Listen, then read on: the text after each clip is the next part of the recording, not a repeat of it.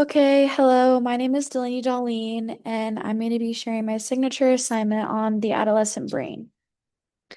So, why did I choose this topic? I'm interested in this topic of the adolescent brain because it directly connects to my future career as an elementary school teacher and eventually middle level educator. Understanding how the brain develops during adolescence helps me better recognize why students think and behave the way that they do. The research on brain plastically, social sensitivity, and executive function growth gives me insight into how to support students academically, emotionally, and socially as they transition into adolescence. Learning about this developmental period makes me a more empathetic, informed, effective future teacher. So just wanted to um, research this topic because I'm going to be working with kids, and I thought it was really interesting to find everything out about it.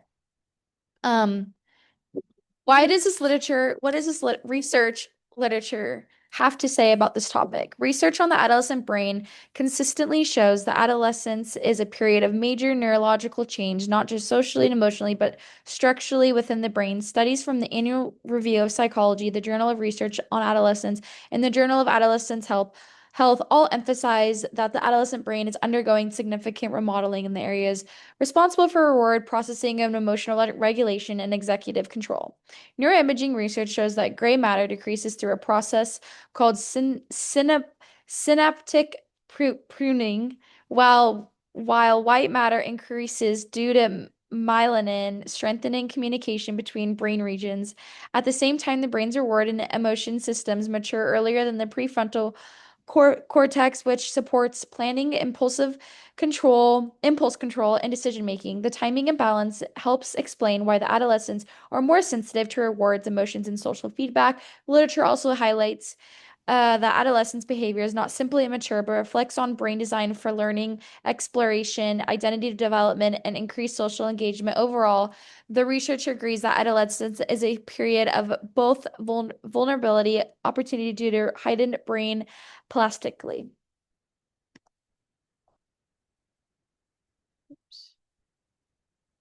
How does this topic relate to how people interact with the world? Kind of just to sum it up, the developmental of the adolescent brain directly influences how young people think, behave, and interact with others because reward and emotion systems are highly active during adolescence. Teens are more likely to seek new experiences, take risks, especially with peers and present. And respond strongly to social acceptance or rejection. This shapes how they navigate friendships, peer pressure, school environments, and emergent independence. The most important things you have learned about this topic, especially things related to your field. One of the most important things I learned about the adolescent brain through my research is that systems responsible for emotion, reward, and peer sensitivity mature much earlier than the areas responsible for planning, decision making, and self-control. As a future educator, this reminds me how many adolescents' behaviors are neurologically typical, not intentional behavior, just because the brains are still developing. And an interesting quote I found through my research was that the maturation of the prefrontal cortex, which underlies self-regulation and planning, continues well into late adolescence, where areas subcortical regions involved in rewarding processing mature earlier, creating a period of heightened vulnerability. And this is Steinberg 2008 Journal of the Adolescent's Health. Why is it important for others to know about this? It's important for others, especially educators, parents, and anyone who works with youth to understand the adolescent brain, which is why I researched it, just because I think it is so important and how the prefrontal cortex is still developing and just having empathy when it comes to students when they're making decisions, because a lot of the times their prefrontal cortex is not developed all the way. And for my future teaching practice, the knowledge is essential. Knowing how the adolescent brain works will influence the way I design lessons and manage behaviors, build relationships, and set expectations in my classroom. Just researching all of this, and I can also create learning environments that executive function growth, such as consistent routines, scaffold tasks, and movement breaks and peer collaboration, just because their brains need it. Some more findings is actually the research on the adolescent brain offers powerful insights into why young people think and behave the way that they do. Blackmore and Mills 2014 explained that adolescence is characterized by significant structural and functional changes in brain regions involved in social cognition, highlighting the dramatic remodeling that shapes how teens understand and react to social situations. One crucial process is the symptomatic pruning, which results in fine-tuning of the neural networks, making them more efficient.